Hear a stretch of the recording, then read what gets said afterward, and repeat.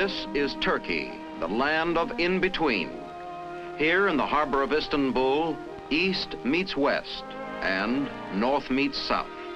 For this is the Bosphorus, part of the Turkish straits which separate Europe from Asia and links the Black Sea to the Mediterranean. Down through history, it has been the key to prosperity and the foundation of empire. Here, a great city grew, called Constantinople by the Byzantine Romans and Istanbul by the Ottoman Turks. It was the seat of government and center of commerce for centuries. Although it is not the capital of the present-day Turkish Republic, it is a modern metropolis of over 1 million people. Just outside the city stand magnificent Rumelihisar. From this fortress in 1452, Mehmet the Conqueror took Constantinople and launched the campaign that was to spread the Turkish Ottoman Empire far and wide over much of Europe, the Near East, and Africa. At its height, it rivaled Rome in all its glory, and as Rome before it, it too slowly crumbled apart. By the beginning of the 20th century, Turkey had shrunk to this. Her great cities were dying, her people impoverished. Foreigners controlled her trade. She was a degenerate empire known only as the land of the fez and the harem. 90% of the population could not even read the Arabic script that was their alphabet. The final blow came in 1918, when, allied with Germany, she lost the First World War. Her Sultan signed the humiliating Treaty of Serfs, a virtual dismemberment of the nation. Allied troops occupied Turkish soil. There was destruction and violence, with many of her people made homeless. But Turkish pride is strong and fighting spirit high. Aroused and bitter, the people turned toward new leadership and founded in their World War general, Mustafa Kemal. Deep in the hinterland, he gathered an army about him, defied his sultan, and repudiated the Treaty of Serfs. In one brilliant campaign that amazed the Western world, he swept the foreign troops from Turkey.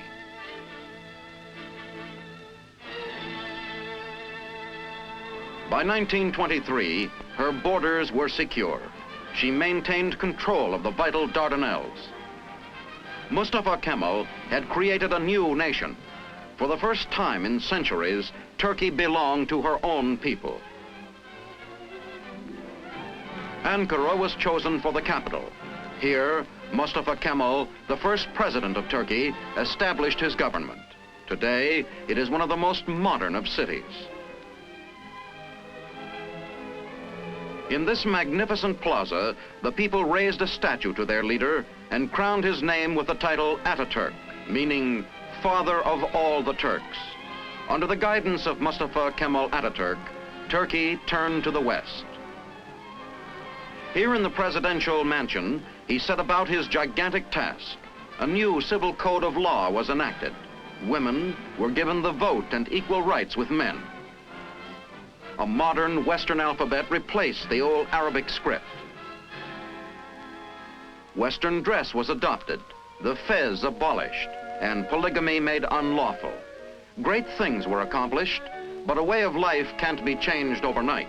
So today, Turkey is truly the land of in-between. The old is giving way to the new, but often now they must exist side by side. At Izmir and Istanbul, the harbors are full of activity.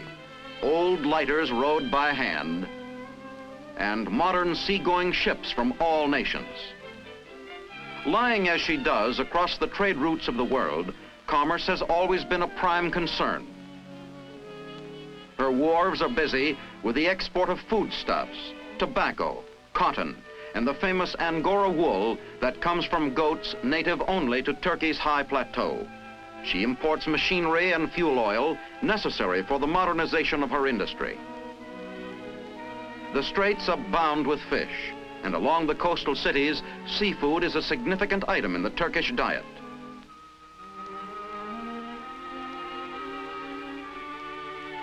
Wheat is another vital food.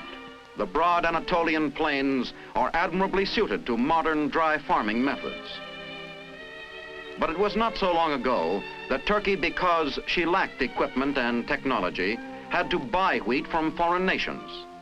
Today, however, with new machinery, the Turkish farmer harvests not only enough for national consumption, but also for export abroad.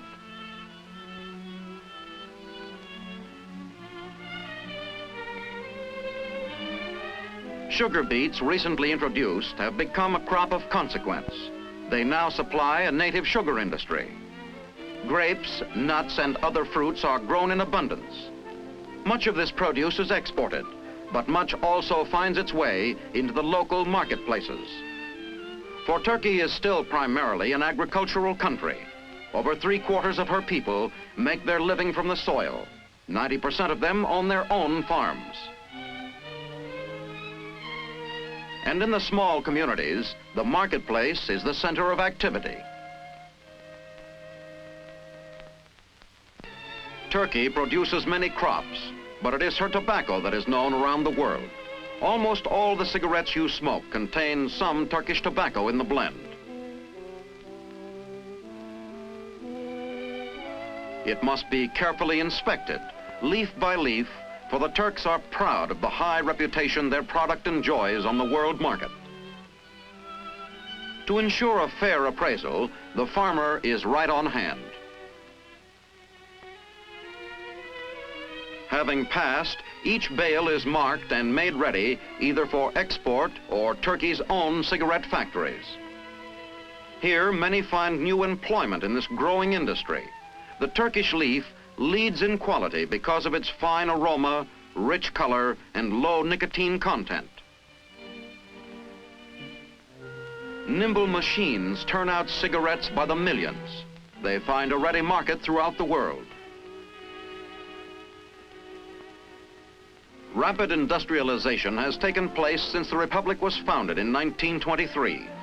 Factories are being erected and the natural resources of coal and iron ore are being developed on a national scale. Young men need no longer look only to the soil as a means of livelihood. Today, there are growing opportunities in industry. The goal is to make Turkey more self-sufficient and give her a more favorable balance of trade with the rest of the world. In the past, she had to import most of her cotton cloth. Now, her new textile industry meets over half her needs. Western dressmaking, in vogue only since the founding of the Republic, is a new occupation.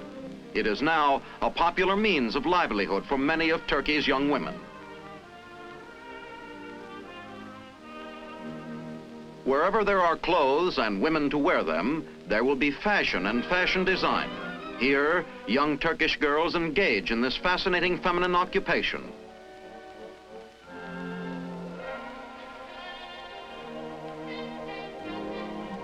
The dresses modeled here by Gunseli Bazar, Miss Turkey and Miss Europe of 1952, attest to the freshness and appeal of modern Turkey's women.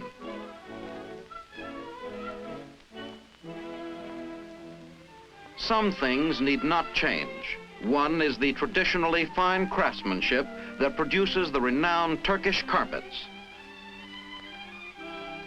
On the other hand, something entirely new is the motion picture industry.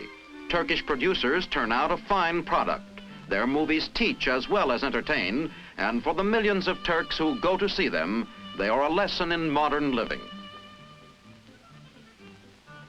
It is the people that make a nation, and Turkey's people are looking forward. They know the future depends on the youth. Turkey has compulsory primary education. It is here in the lower schools that tomorrow's citizens are made. It is here they learn the principles of democracy that will guide their lives when they become grown men and women. Today, most of the younger generation can read and write the new alphabet. Considering that only 1 in 10 could even read in 1923, this is a singular achievement.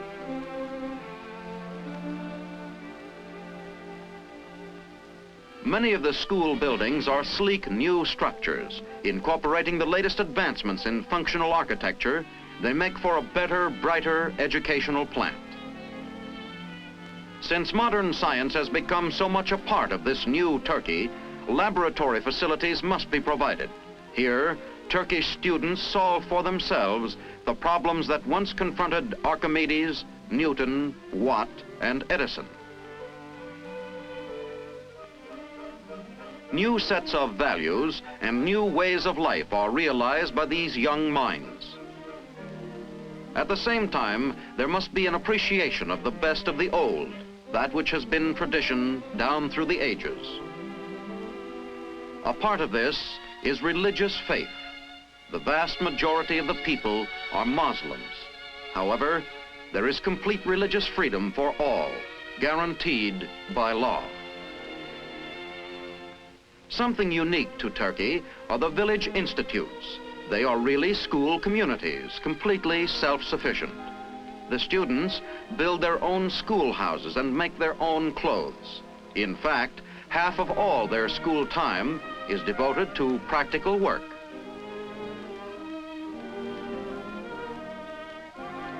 The rest to studies. Upon completion of the course, the graduate returns to his own village, where he sets the example in modern methods and helps his neighbors to achieve a better way of life. State universities provide a free course of study for those who prove their merit through ability. Turkey's greatest need is for technicians, engineers, and professional men. Draftsmanship is important, so is the nation's health. Her doctors and nurses are trained in the most modern methods. Here, an appreciation of art is gained, and students are encouraged to try their own hand. Outlawed for centuries under the old Muslim law, art portraying the human figure now gives modern Turks a new field of expression and a new experience in Western culture. Music, too, is popular, and for the first time in their history, the Turks have the opportunity to study the great Western classical composers.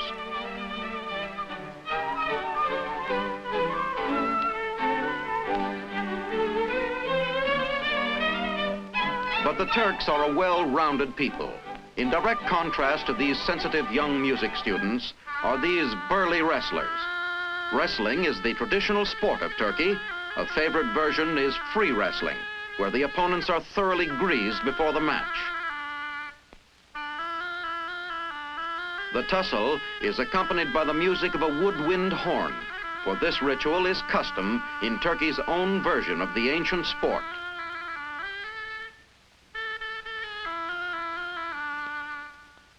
Turkey has made great strides forward and can be expected to keep up the pace. But all that is done must be done under the constant burden of possible aggression, for to the north lies Russia.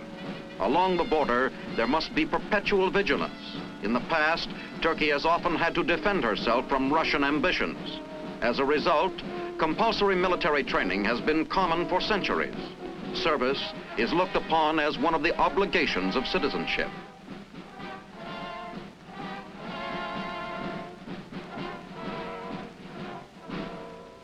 In 1952, Turkey joined the North Atlantic Treaty Organization. Her entry, along with that of Greece, greatly strengthened the free world's chance of maintaining the peace of Europe. Recently, King Paul of Greece visited President Bayar of Turkey. Together, they watched Turkey's armed forces display their might.